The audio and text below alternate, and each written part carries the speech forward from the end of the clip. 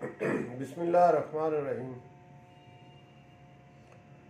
नाज़रीन, आशिक़ रसूल अल्लामा ख़ादम हुसैन रिज़वी वफ़ात पा चुके हैं। आपको भी पता है इस बात का। उनकी वफ़ात के बाद बहुत सारी साजिशें जो हैं वो एक साजिशी टोला जो है उसने शुरू कर दी। लोगों ने जो ऐसे साजिशी लोग हैं उन्होंने अल्लामा ख़ादम रिज़वी की वफ़ात से भी अपने मकासद अपने फ़वाइद जो हैं वो हासिल करने की कोशिश की और मुल्क के अंदर अफरा तफरी फैलाने की कोशिश की और हालात को ख़राब करने के लिए अपनी कोशिशें जो हैं वो तेज़ कर दी हैं। अगर आप सोशल मीडिया पे ख़बरें देखें तो बहुत से जो उनके अकाउंट हैं ऐसे लोगों के वो बड़े तेज़ हो गए हैं और अपनी साजिशें उन्होंने तेज़ कर दी हैं, जिसमें मैं आपको चंद एक बताता हूँ कि जियो न्यूज़ ने एक ट्वीट किया है जियो न्यूज़ की तरफ से कि ख़ादम हुसैन रिज़वी की बीमारी, उनके साथ आने वाले हॉस्पिटल में जो लोग आए उन्होंने उनकी बीमारी की हिस्ट्री नहीं बताई। ये जियो न्यूज़ की तरफ से ट्वीट आया। इसी ट्वीट को रीट्वीट किया मरियम नवाज ने। अब ये जो उनका ट्वीट है इससे उनका मकसद क्या है कि ख़ादम हुसैन रिज़वी बिल्कुल तंदुरुस्त थे, उन्हें किसी किस्म की कोई बीमारी नहीं थी और ये जो अचानक हुआ है ये इस बात को उन्होंने मशकूक बना दिया कि कुछ हुआ है। यहाँ से एक साजिश जो है वो घड़ने की जियो न्यूज़ ने आगाज़ किया और मरियम नवीज़ ने इसको ट्वीट किया, दोबारा रीट्वीट किया। अच्छा, एक हैं ह्यूमन राइट्स की हैं गुल बुखारी, बड़ी गंदी औरत, बड़ी जलील। उसकी आप सबका हिस्ट्री देख लें, उसने कभी कोई अच्छी बात, एक औरत हो के उसके मुंह से कभी अच्छी बात नहीं निकली। उसका ट्वीट जो है जिस तरह उसने किया है वो तो अब उस तरह पढ़ने को भी दिल नहीं करता, इतने गंदे अल्फाज में उसने वो ट्वीट किया है। और अपने ट्वीट में उन्होंने कहा, लो जी आगे जुमला मैं थोड़ा सा छोड़ जाता हूँ, बड़ा ही गंदा उन्होंने बोला है वो ख़ादम हुसैन रिज़वी के साथ अटैच करके, और फिर आखिर में उन्होंने कहा जी ठोक दिया गया, मतलब कत्ल कर दिया गया उनको। ये उनका ट्वीट है कि इनका गुल बुखारी का। अच्छा, एक है अमार मसूद, ये कुछ जर्नलिस्ट हैं। इनका ट्वीट है कि चीफ जस्टिस वकार सेठ, अरशद भाई चौधरी और ख़ादम हुसैन रिज़वी के सच बोलने पर, इन तीनों के सच बोलने पर उनके लिए ज़मीन तंग कर दी गई।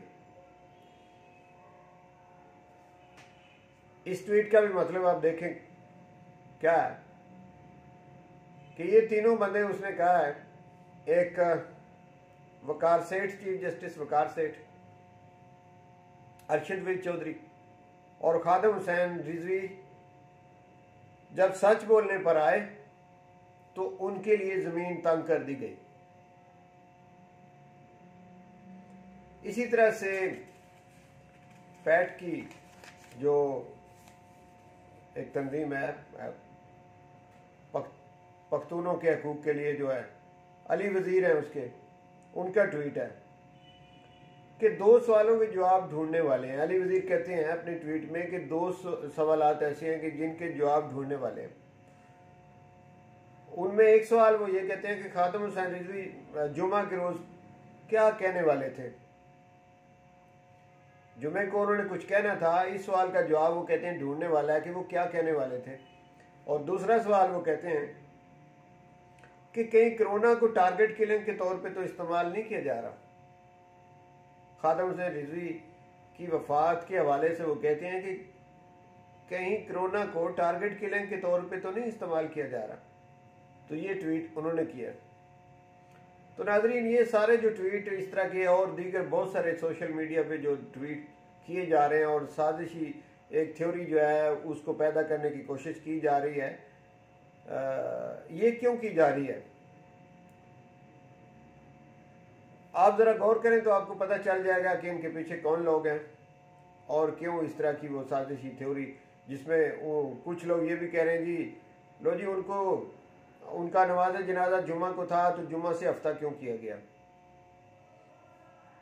इस किस्म की भी बातें वो आगे ला रहे हैं। अब अल्लामा खातम हुसैन रिजवी अल्लाह ताला उनको जन्नतुल फिरदौस में जगह दे, इसमें तो कोई शक नहीं, वो आशिक़ रसूल थे। और इसमें भी कोई शक नहीं कि वो बहुत पॉपुलर थे।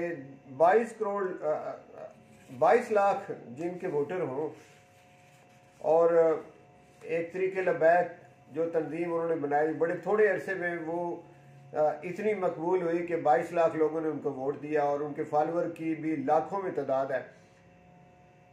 तो पाकिस्तान से बाहर जो दीगर ममालिक में लोग रहते हैं, जब उन लोगों को अल्लामा खातम हुसैन रिजवी की वफ़ात का पता चला तो उन्हें भी बड़ा धचका पहुंचा और वो लोग उनके जनाजे में आना चाहते हैं। तो इसलिए ये जुमा से जो हफ्ता किया गया है, बहुत से लोग उनके जनाजे में शमूलियत करना चाहते हैं। उनका जनाजा कोई आम जनाजा नहीं होगा, वो लाखों में लोग होंगे, एक बहुत बड़ा जनाजा होगा। मीनार पाकिस्तान में कल बरोज़ हफ्ता उनका जनाजा जो है वो 10 बजे और 11 बजे के दरमियान पढ़ाया जा रहा है। तो एक बहुत बड़ी गैदरिंग होगी उनके जनाजे में। इस गैदरिंग में इस तरह की ये जो साजिशी जो लोग हैं, इस तरह की जो ट्वीट कर रहे हैं, वो उनके मकासद कुछ और हैं। और वो कल का दिन अब हम लोग अल्लाह ताला से दुआ करते हैं कि वो अच्छा गुजर जाए, उसमें कुछ ऐसी कोई चीज़ सामने ना आए जो वो लोग चाहते हैं इस किस्म की बातें करके और इसको मुतनाज़ा बना के। हालांकि ऐसी तो कोई बात नहीं थी, उनके जो बच्चे हैं उन्होंने भी इसमें कोई ऐसी बात नहीं की, वो नॉर्मल उनकी डेथ है। कुल्लु नफ्सिन ज़ायक़तुल मौत, हर बंदे ने जाना है, तो कोई ऐसी चीज़ उसमें थी नहीं, लेकिन इसको भी मुतनाज़ा बनाया जा रहा है। तो ऐसे लोगों से हमें अवेयर रहने की ज़रूरत है और ये ज़रूर इंशाल्लाह जिस तरह हर स्टेप इन लोगों का जो है वो इनको बेनकाब करता जा रहा है, तो ये भी इस किस्म की बातें जो ये लोग इस वक्त कर रहे हैं, जियो वाले और ये मरियम नवाज और इस किस्म के जो लोग हैं जो इस तरह की साजिशें कर रहे हैं, ये और मज़ीद बेनकाब होंगे और आम की नज़रों में और गिरेंगे। इन्हें ऐसे मौके पे ऐसी बातें नहीं करनी चाहिए थी, जबकि इनकी निस्बत ज़्यादा प्राइम मिनिस्टर ने भी ताज़ियत के लिए ट्वीट किया है। अल्लामा खातम हुसैन रिजवी के जो अहल खाना है उनसे इज़हार ताज़ियत किया है। आर्मी चीफ ने भी ट्वीट किया है और उनके अहल खाना से इज़हार ताज़ियत किया और उनकी वफ़ात पर उन्होंने गहरे दुख और सदमे का इजहार किया है। ऐसी कोई बात नहीं है, लेकिन ये इसको मुतनाज़ा बनाना चाहते हैं।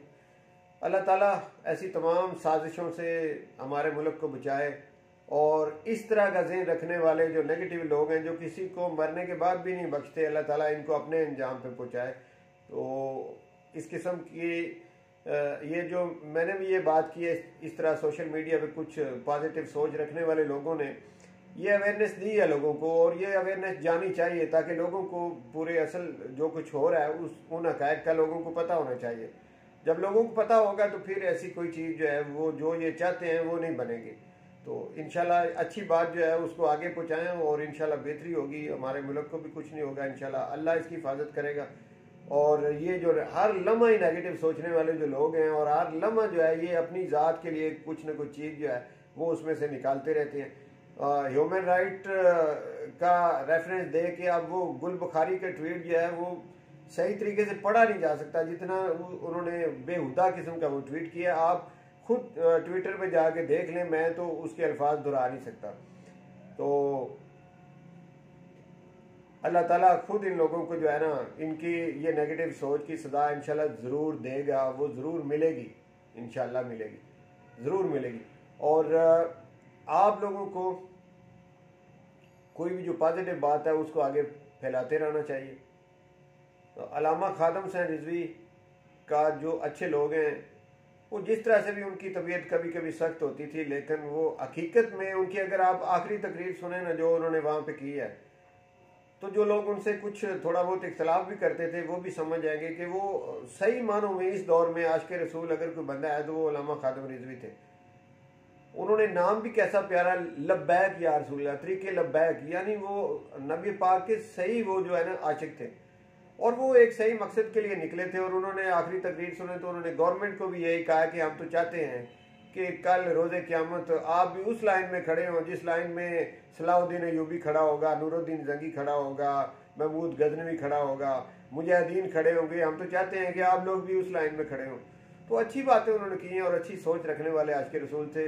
हम दोबारा दुआ करते हैं उनके लिए कि अल्लाह ताला उनको जन्नतुल फिरदौस में जगह दे, उनके दर्जात बुलंद करे, और जो बशरी तकाज़ों की वजह से लोगों से कुछ गलतियां हो जाती हैं अल्लाह ताला उनको माफ़ करे। बहुत शुक्रिया नाज़रीन।